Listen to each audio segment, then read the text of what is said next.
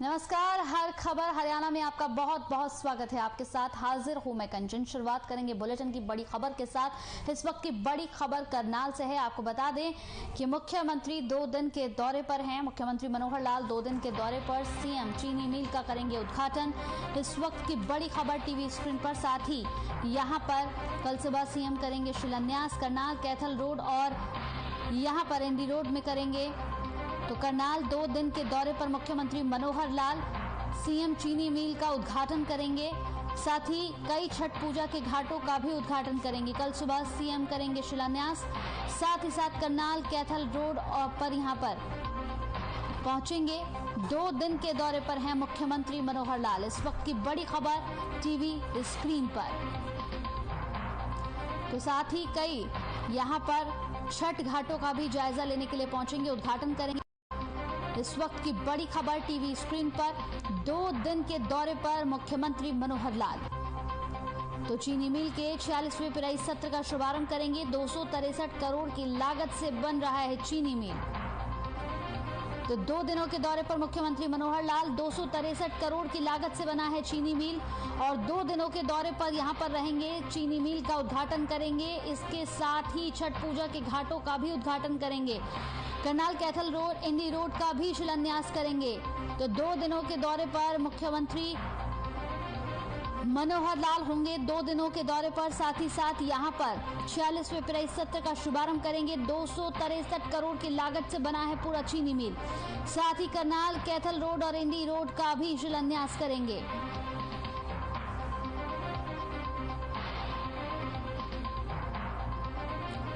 तो सीएम चीनी मिल का उद्घाटन करेंगे। इस वक्त की बड़ी खबर टीवी स्क्रीन पर। चीनी मिल का उद्घाटन किया जाएगा। 46वें पिराई सत्र का शुभारंभ करेंगे। 263 करोड़ की लागत से बना है चीनी मिल। इस पूरी खबर पर ज्यादा जानकारी के साथ संवाददाता विकेश हमारे साथ जुड़ गए हैं। विकेश, सीएम मनोहर लाल का करनाल दौरा है, 2 दिनों का दौरा है ये, जिसमें वो चीनी मिल का भी उद्घाटन करेंगे। इसके साथ ही इंडी रोड का भी शिलान्यास किया जाएगा, कैथल रोड का भी किया जाएगा। इसके साथ ही और क्या कुछ कार्यक्रम है उनके, क्या कुछ अपडेट है?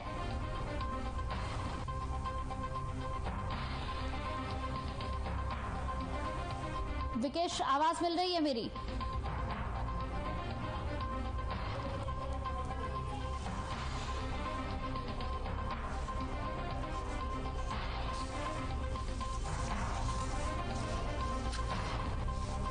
चलिए बढ़ते हैं आगे। तो साथ ही आपको बता दें कि जिस तरह से यहाँ पर तमाम तरीके से यहाँ पर पंजाब विधानसभा का सत्र बुलाया जा रहा है, विशेष सत्र है ये। इस विशेष सत्र का समय 1 दिन और बढ़ा दिया गया है। अब ये 11 नवंबर को भी होगा। सत्र में पहले सरकार दिवंगत आत्माओं को श्रद्धांजलि देंगी। इसके बाद बीएसएफ का अधिकार क्षेत्र बढ़ाने के मामले में निंदा प्रस्ताव लाएगी। इसके बाद 11 नवंबर के सत्र से पहले निजी थर्मल प्लांटों के साथ हुए समझौतों को रद्द करने के लिए कानूनी दूर करने पर चर्चा होगी। 3 कृषि कानूनों को पंजाब में प्रभावी होने से रोकने के लिए लाया जाने वाला बिल किसान संगठनों से बैठक के बाद ही पेश किया जाएगा।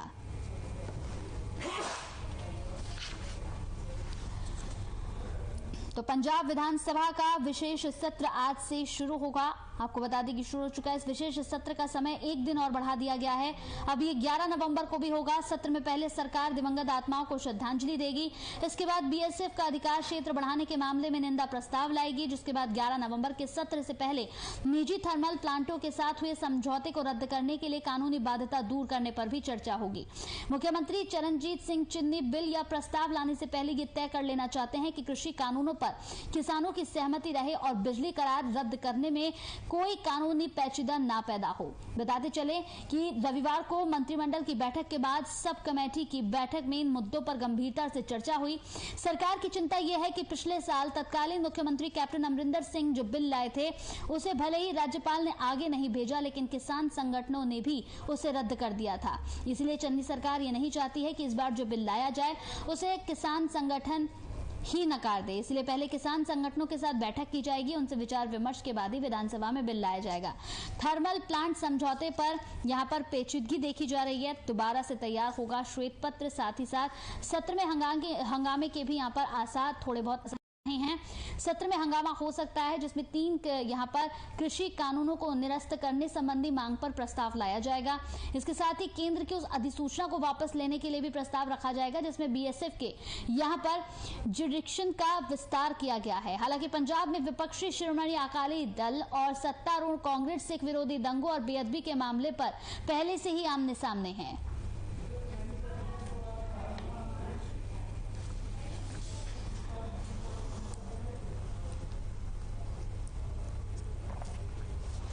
तो थर्मल प्लांटों के साथ समझौते रद्द होने की स्थिति में मामला कोर्ट तक जाएगा, इसलिए कानून के सहारे निजी थर्मल प्लांटों के कोर्ट तक जाने के दरवाजे बंद किए जाएं या इसकी तैयारी कर ली जाए। इसके लिए एडवोकेट जनरल एपीएस देओल बीच का रास्ता निकालने की कोशिश कर रहे हैं।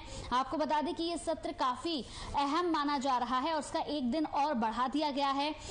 आज से ये सत्र शुरू हो चुका है, अब 11 नवंबर को भी ये होगा। सत्र में पहले सरकार दिवंगत आत्माओं को श्रद्धांजलि देगी, इसके बाद बीएसएफ का अधिकार क्षेत्र बढ़ाने के मामले में निंदा प्रस्ताव लाया जाएगा, जिसके बाद सत्र से पहले निजी थर्मल प्लांटों के साथ हुए समझौते को रद्द करने के लिए कानूनी बाध्यता दूर करने पर भी चर्चा होगी। 3 कृषि कानूनों को पंजाब में प्रभावी होने से रोकने के लिए लाया जाने वाला बिल किसान संगठनों से बैठक के बाद ही पेश किया जाएगा। तो मुख्यमंत्री चरणजीत सिंह चन्नी बिल या प्रस्ताव लाने से पहले ये तय कर लेना चाहते हैं कि कृषि कानूनों पर किसानों की सहमति रहे और बिजली करार रद्द करने में कोई कानूनी पेचीदगी यहां पर पैदा ना हो। जो बैठक हुई है मंत्रिमंडल की, इस बैठक के बाद सब कमेटी की बैठक में इन मुद्दों पर गंभीरता से चर्चा हुई है। सरकार की चिंता बहुत बड़ी है। सरकार की चिंता यह है कि पिछले साल तत्कालीन मुख्यमंत्री कैप्टन अमरिंदर सिंह जो बिल लाए थे, उसे भले ही राज्यपाल ने आगे नहीं भेजा, लेकिन किसान संगठनों ने भी उसे रद्द कर दिया था। इसलिए चन्नी इस बार बहुत सोच समझकर फैसला लेना चाहते हैं। इस बार जो बिल लाया जाए उसे किसान संगठन ही नकार दे, ऐसा वो नहीं चाहते हैं। इसलिए पहले से किसान संगठनों के साथ बैठक की जाएगी, उनसे विचार विमर्श किया जाएगा और इसके बाद ही विधानसभा में बिल लाया जाएगा।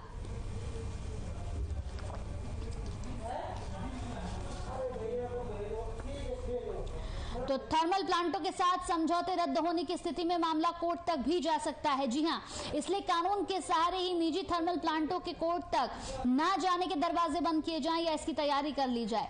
साथ ही साथ आपको बताते चले कि कांग्रेस की प्रतिक्रिया भी है इस पर। सत्र में हंगामा होने के आसार भी हैं, क्योंकि 3 कृषि कानूनों को निरस्त करने संबंधी मांग पर प्रस्ताव भी यहां इस विशेष सत्र में लाया जाएगा।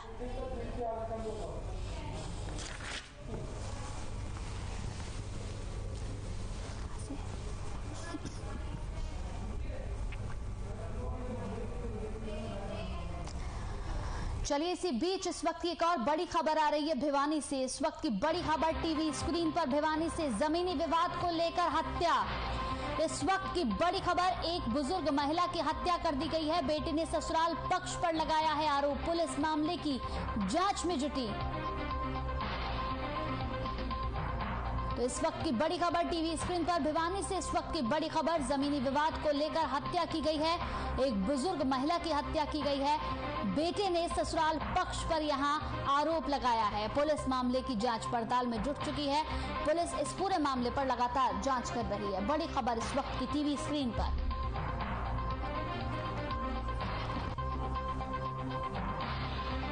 इस वक्त की बड़ी खबर टीवी स्क्रीन पर, पुलिस मामले की जांच में जुटी। खास खबर में इस वक्त की बड़ी खबर हम आपको बता रहे हैं। न्यू भारत नगर की पूरी घटना है ये, भिवानी से इस वक्त की बड़ी खबर।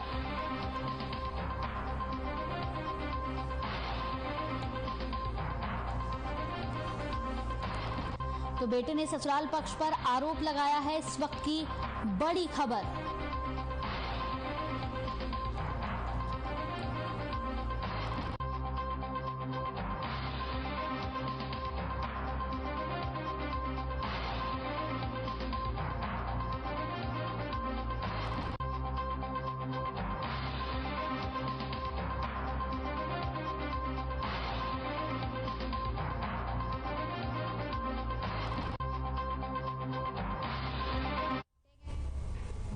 अब आपको सीधे लिए चलते हैं उप मुख्यमंत्री दुष्यंत चौटाला की प्रेस कॉन्फ्रेंस की तरफ, जहां पर वो प्राइवेट नौकरी में आरक्षण को लेकर अपनी बातें रख रहे हैं। मैं आपके साथ साझा करता हूं कि हमारी एजेंसीज ने अब तक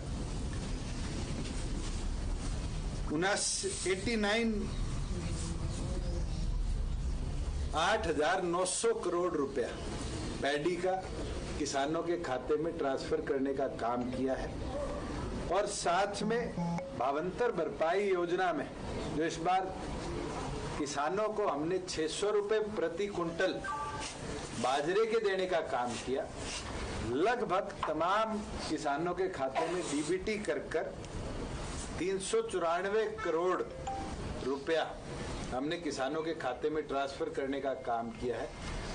और ये पहली बार हुआ है कि किसान का अगर आई फॉर्म 3 बजे के पहले कटा तो 5 बजे तक उसके खाते में भी हमने पैसा पहुंचवाने का काम किया। और प्रदेश भर के अंदर इसका बेहद लाभ हमारे फार्मर्स को मिला है। इस वर्ष बेमौसम बारिश के कारण कई जगहों पर फसलों का नुकसान हुआ है और पिछले दिनों भी जो अन सीजन रेनफॉल हुई उससे सरसों की भी जहां बिजाई हुई उसके अंदर भी नुकसान हुआ। प्रदेश में 2015 में मुआवजा राशि का रिव्यू किया गया था, जहां पहले मुआवजा 3500 रुपए और 4,000 रुपए था। पैडी का, वीट का, कॉटन का, शुगर केन का तो 4,000 था और सारी क्रॉप्स का 3500 था। इसको 2015 में रिवाइज किया गया और 3 कैटेगरीज के अंदर बनाया गया, 25 से 50, 50 से 75 और 75% से ज्यादा नुकसान। और हाईएस्ट राशि जो मिलती थी वो पैडी, कॉटन, शुगर केन की 12,000 थी और सरसों, बाजरा, अदर क्रॉप्स की 10,000 रुपए प्रति एकड़ थी। निरंतर फील्ड के अंदर भी किसानों की मांग है कि इस राशि को बढ़ाया जाए और इसके लिए आज हम 3 सदस्यीय कमेटी दोबारा बनाएंगे। एमएसपी को देखते हुए, किसान की लागत को देखते हुए और प्रदेशों में कहां हमारे से अगर कोई मैचिंग है उसको देखते हुए मुआवजा राशि को चाहे हमें 15,000, 16,000 जितना भी बढ़ाना पड़े। अगर किसी किसान की फसल को नुकसान होता है तो इसको with in a weeks time हम इंक्रीज कर जो अब फसलों के नुकसान हुआ है उसका लाभ किसान को देने का पूरी तौर पर काम करेंगे। हमारा तो ये प्रयास है कि कृषि क्षेत्र में जितने हमारे किसान भाई काम करते हैं उनकी फसल की लागत जल्द से जल्द मंडी में उनकी फसल आने के बाद उनके खाते में पहुंचाई जाए कि वो अगली फसल के लिए जो बीज खरीदना है, खाद खरीदनी है, वो समय पर अपनी खरीद कर अपनी बिजाई को शुरू कर पाए कि जो हमारी एग्रीकल्चर जीडीपी है प्रदेश के अंदर वो इम्पैक्ट ना हो, वो इंक्रीज हो। अब कोई आपके सवाल? जो आपका जो तमाम हर्डल्स के बाद ये कानून पास हुआ है, 1 साल का टारगेट क्या लेके चल रहे हैं? आप लोगों ने भी रिसर्च की होगी, कितनी नौकरियां हैं और सीधा डायरेक्ट बेनिफिट हरियाणा वासियों को 2022 तक मिल सकता है? मैं तो इतना बोल सकता हूं कि हमारा टारगेट ये है कि अगर प्रदेश के अंदर 10 लाख नए रोजगार आते हैं तो 7,50,000 रोजगार जो हमारे 30,000 की सैलरी से नीचे के हैं वो प्रदेश के लोकल कैंडिडेट्स को मिले।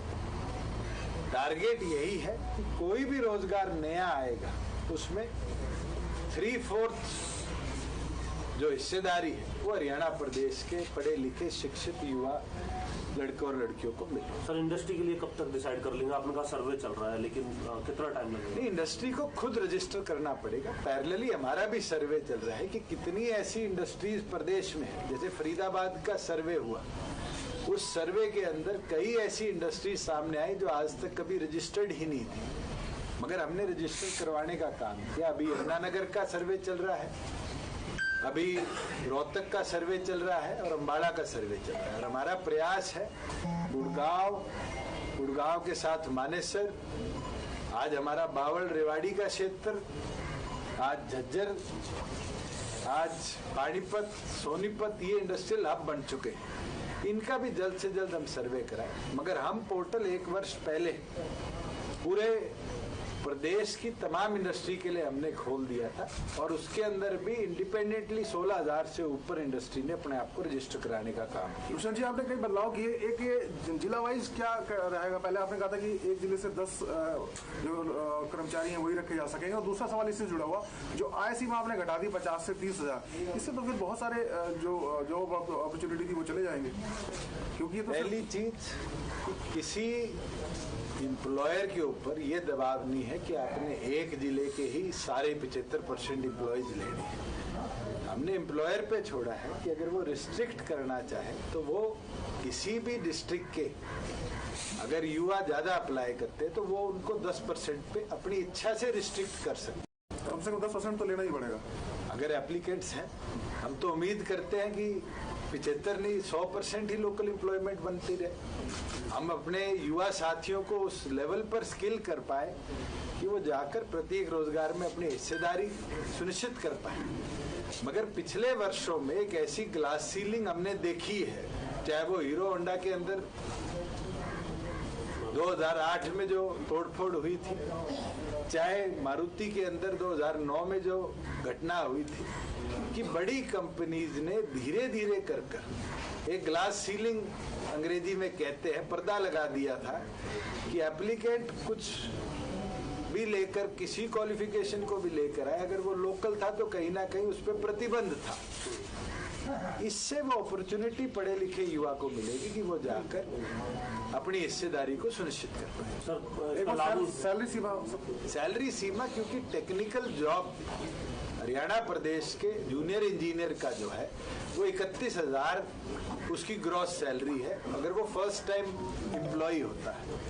आज की मार्केट डिमांड को देखते हुए हमने उससे भी और बड़ी जितनी हमारे इंडस्ट्री है उनसे भी एमएसएमई से भी चर्चा करते हुए ये किया कि टेक्निकल जॉब्स क्योंकि एक स्पेसिफिक स्किल सेट का है, उसको ओवरऑल एग्जेम्पशन देने की बजाय हम अपने बेसिक पे स्ट्रक्चर को 30,000 पर लेकर आए कि एटलीस्ट जो नॉन टेक्निकल जॉब्स जैसे आपके क्लर्क का है, स्टेनोग्राफर का है, कंप्यूटर ऑपरेटर का है, हर इस प्रकार के जॉब में हम अपने कैंडिडेट्स को 3/4 एम्प्लॉयमेंट में अपॉर्चुनिटी दिलवा। दुष्यंत जी, 3 सदस्यीय कमेटी जो का गठन कर रहे हैं आप, उसमें कौन कौन से सदस्य होंगे? हमारे FCRs होंगे जो डिस्ट्रिक्ट लेवल की रिपोर्ट को रिव्यू करके अपना। सर, मिनिमम टू मैक्सिमम क्या हो सकता है? लेबर कमिश्नर को तो 15 दिन में देना ही है रिव्यू, लेकिन एक्ट कानून के अनुसार 45 दिन के अंदर अंदर एम्प्लॉई या एम्प्लॉयर कोई भी अपील डालता है वो डिस्ट्रिक्ट लेवल पर भी और स्टेट लेवल पर भी उस पर निर्णय हो। 30 डेज डिस्ट्रिक्ट लेवल पर और उसके ऊपर 15 दिन स्टेट लेवल पर कि अगर कहीं भी एम्प्लॉयमेंट होती है, 4 लोग लगे और 2 ही लोकल लिए गए, 3rd क्वालिफाइड था, अगर वो अपील करता है तो डिस्ट्रिक्ट लेवल से लेकर स्टेट लेवल पर 45 दिन में इसका निपटारा। एक सर अलग सवाल है सर, वैट को लेकर के क्लियर, क्योंकि रणदीप सुरजेवाला काफी ट्वीट कर रहे हैं, इतना घटा दिया उतना घटा दिया, कितना हरियाणा ने कितना घटा? सुरजेवाला जी शब्दावली बड़ी अच्छी यूज करते हैं मगर भूल जाते हैं कि घटाया बढ़ाया हरियाणा प्रदेश में परसेंटेज पे वैट चलता है और ओवरऑल जब टैक्स डिडक्शन होती है और केंद्र 5 और 10 रुपए करता है, वो 12 रुपए पहुंचता है, तो सिंपल मैथमेटिक्स है कि उसका इम्पैक्ट जो प्रदेश पे आता है वो आज के दिन जब हमने 12 रुपए को दोनों को बराबर कर कर इशू किया है तो लगभग 250 करोड़ रुपए हमारे एक्सचेकर पर आया है। मैं 250 करोड़ को पर लीटर मल्टीप्लाई करूं और उसका इम्पैक्ट निकाल कर देखूं तो फिर 7 रुपए और 2 रुपए ही आता है। वो शायद जब प्रदेश में मंत्री रहे तो कभी उनने एक्साइज नहीं देखा कि उनको ये नंबर्स पता। हमारे यहाँ पर सेंटर की तरह कोई फिक्स ड्यूटी स्ट्रक्चर नहीं है कि केंद्र 2 रुपए 4 रुपए, हम परसेंटाइल पे चलते हैं और हमें परसेंटेज कम करनी पड़े, चाहे वो 1.8% और 1.6% करनी पड़ी। अगर हमने 1.6 और 1.8% कम करी है तो उसका आमजन को लाभ 7 रुपए और 2 रुपए जो कि कुल मिलाकर 12 रुपए प्रति लीटर केंद्र और प्रदेश सरकार ने मिलकर लाभ दिया। ये कोई, क्योंकि माना जा रहा है कि डीजल पे और भी कोई प्रस्तावित है, स्टेट गवर्नमेंट कर सकती है और भी कानून? आज के दिन तो जो निर्णय केंद्र ने लिया, उसके बाद प्रदेश में हमने तुरंत ये निर्णय लिया कि उसका ज्यादा से ज्यादा लाभ दिया जाए। एक निर्णय जरूर कैबिनेट में लिया गया था कि जो एविएशन हब हम हिसार में बना रहे हैं उसको बूस्ट दिया जाए, तो एविएशन फ्यूल पर या एविएशन संबंधित किसी भी यूटिलाइजेशन के फ्यूल पर, जो कि चाहे वो एविएशन स्पोर्ट्स के लिए यूटिलाइज होता हो, चाहे वो एमआरआई के लिए यूटिलाइज होता हो, चाहे हमारी कमर्शियल एक्टिविटी के लिए यूटिलाइज होता हो, उसकी जरूर हमने वैट का जो स्ट्रक्चर था, क्योंकि हमारे बड़ा मिनिमम यूटिलाइजेशन थी, क्योंकि प्रदेश का स्वयं खुद का कोई एयरपोर्ट अभी तक एग्जिस्ट नहीं करता। हमारे रनवेज तो हैं, हिसार हमारा पहला हब बनेगा, तो उसको एक बूस्ट मिले, उसको हमने 21% से घटाकर 1% पे लाने का काम किया कि नए लोग हरियाणा की तरफ देखें और हरियाणा में इन्वेस्ट करें। तो एक सवाल है कि खाद की जो जिस तरह से डीएपी को लेकर तमाम जो सवाल उठे, सरकार की तरफ से दावे तो बहुत किए जा रहे हैं, लेकिन सिचुएशन उस हिसाब से सुधर नहीं पा रही। सर इसी से जुड़ा सवाल था, ये आज ही कुछ देर पहले ही फतेहाबाद में किसानों ने रोड जाम कर दिया और सरकार लगातार कह रही है खाद की कोई कमी नहीं है। मैं आपको एक चीज जरूर स्पष्ट करना चाहूंगा, खाद की कमी कोई पहली बार नहीं आई। खाद की कमी ना आज के दिन प्रदेश में है। ऐसे जिलों के अंदर खाद हमने प्रायोरिटी पे भेजी जहाँ सरसों की बुआई हो, जो कि हमारे 8 जिले हैं। और क्योंकि वीट की सोइंग जो है, बिजाई जो है, वो अब शुरू होगी। अगेती की तो जरूर लोगों ने कर दी, मगर पिछेती तो पंजाब में तो दिसंबर मिड तक भी चलती है। उसको देखते हुए हमने बैलेंस किया कि प्रायोरिटी उन जिलों में दी जाए जहां मस्टर्ड सोइंग, क्योंकि इस बार बारिश ज्यादा हुई, लोगों ने मस्टर्ड की बुआई भी इस बार प्रायोरिटी पे अर्ली डेज में करी, क्योंकि उनको पानी नहीं लगाना पड़ा। और उसके साथ साथ अगर एक बैग डीएपी की जरूरत थी तो लोगों ने अपनी पूरी क्रॉप में जितना यूटिलाइज होना है उसको स्टॉक करने का, उठाने का काम किया। जिसके बाद जो रैक्स हमारे जींद में डिलीवर होने थे, कैथल में डिलीवर। तो दुष्यंत चौटाला की बातें आपने सुनी, खाद को लेकर भी उन्होंने अपनी बातें रखी। अब बढ़ते हैं अगली खबर की ओर, तो प्रदूषण को लेकर बात कर लेते हैं। दिल्ली एनसीआर के लोगों को प्रदूषण से बिल्कुल राहत नहीं मिल रही है। फरीदाबाद और ग्रेटर नोएडा को छोड़कर सभी जगहों पर एयर इंडेक्स 400 के पार दर्ज हुआ है। हालांकि तेज हवा के असर से इसमें कुछ अंकों की कमी जरूर दर्ज की गई है। इसी पर बातचीत करेंगे, हमारे साथ इस पर हमारे ब्यूरो चीफ भी जुड़ेंगे। तो हमारे साथ हमारे ब्यूरो चीफ सुरेंद्र मेहता जुड़ गए हैं। सुरेंद्र मेहता जी, जिस तरीके से सेहत को नुकसान हो सकता है, गंभीर नुकसान हो सकता है, प्रदूषण लगातार जिस तरह से दर्ज किया जा रहा है, कई जगहों पर तो 400 के पार दर्ज किया गया है, लगातार लोगों को काफी समस्याओं का सामना करना पड़ रहा है, इस पर क्या कहेंगे? बिल्कुल, इसमें कोई दो राय नहीं कि दीपावली के बाद जो प्रदूषण का स्तर बढ़ा है वो लगातार बढ़ता ही चला जा रहा है। हरियाणा के ज्यादातर इलाके जो हैं इंडस्ट्रियल टाउन है, उसका भी असर पड़ता है, पटाखों का भी असर पड़ा, मौसम का भी असर पड़ा, कई चीजों का असर पड़ा। और इस समय जो बात करें तो बल्लभगढ़ का जो पोल्यूशन लेवल है वो 410 तक जा पहुंचा है। अगर टोटल भारत की बात करें तो वृंदावन का जो है सबसे ज्यादा टॉपर है 472 और दिल्ली का 385। हरियाणा के जो की श्रेणी में आ चुके हैं, काफी गंभीर स्थिति है कई जगह। तो सब जगह के अलग अलग कारण हैं, लेकिन दिक्कतें सभी समाज के सभी वर्गों को झेलनी पड़ रही हैं, चाहे बच्चे हैं, बुजुर्ग हैं, युवा हैं, उनको भी इन पोल्यूशन लेवल बढ़ने से काफी दिक्कतों का सामना करना पड़ रहा है। डॉक्टरों की बात करें तो डॉक्टर एडवाइज कर रहे हैं कि कोशिश कीजिए, घर में रहिए, सुरक्षित रहिए, बाहर निकलेंगे तो पोल्यूशन की चपेट में आएंगे, कोई ना कोई बीमारी पाल लेंगे। जी बिल्कुल, हर खबर भी लगातार आप लोगों से यही उम्मीद और यही एक गुजारिश कर रहा है कि मास्क पहनिए, मास्क पहनना बेहद जरूरी है। यहाँ पर सुरेंद्र जी, एक और छोटा सा सवाल मेरा आपसे है, जिस तरीके से यहाँ पर लोगों को समस्याओं का सामना करना पड़ रहा है, ऐसे में लोगों को अभी और ज्यादा अवेयर होने की जरूरत है। आपको नहीं लगता है कि कहीं ना कहीं लोगों में जागरूकता की कमी है, जिसकी वजह से लगातार पोल्यूशन जो है वो बढ़ रहा है और इसकी वजह से खुद लोगों को ही समस्याओं का सामना करना पड़ रहा है? बिल्कुल बिल्कुल, सबसे ज्यादा महत्वपूर्ण कड़ी यही है। सरकार कोशिश करती है, प्रशासनिक अधिकारी कोशिश करते हैं पोल्यूशन को कम करने की, तरह तरह के उपाय भी सुझाए जाते हैं, लेकिन इम्प्लीमेंट तो लोगों ने करना है और लोग ही जागरूक नहीं हैं। लोग तरह तरह के काम करते हैं इससे, जिससे पोल्यूशन बढ़ता है। यमुनानगर की स्पेशली बात करूं तो यहाँ माइनिंग जोन है, जिसकी वजह से पोल्यूशन बढ़ता है। साथ साथ जो आसपास के इलाके हैं वहाँ कई फैक्ट्रियां हैं, कई तरह के उद्योग हैं, उसकी वजह से बढ़ता है। हरियाणा के अलग अलग शहरों में अलग अलग कारण है पोल्यूशन बढ़ने के, लेकिन सब जगह जागरूकता का अभाव है। अगर लोग सोचें, लोग समझें, तभी इस पर कंट्रोल पाया जा सकता है, तभी इससे छुटकारा पाया जा सकता है। समय रहते अगर इसकी कोशिश की जाए, प्रयास किए जाए, तो इसमें सफलता जरूर प्राप्त हो सकती है। सबसे ज्यादा जरूरत है जागरूकता की। जी बिल्कुल, बहुत बहुत शुक्रिया हमारे साथ इस पूरी खबर पर तमाम जानकारी के साथ जुड़ने के लिए आपका सुरेंद्र जी। तो जिस तरीके से लोगों को अभी जागरूक होने की जरूरत है, खास खबर में हमने यहाँ पर बातचीत की है पोल्यूशन को लेकर, साथ ही साथ यहाँ पर दुष्यंत चौटाला ने अपनी प्रेस कॉन्फ्रेंस में क्या कुछ कहा ये भी आपने सुना। इसी के साथ हर खबर हरियाणा में फिलहाल मेरे साथ इतना ही। खबरों का सिलसिला यूं ही रहेगा जारी। नमस्कार।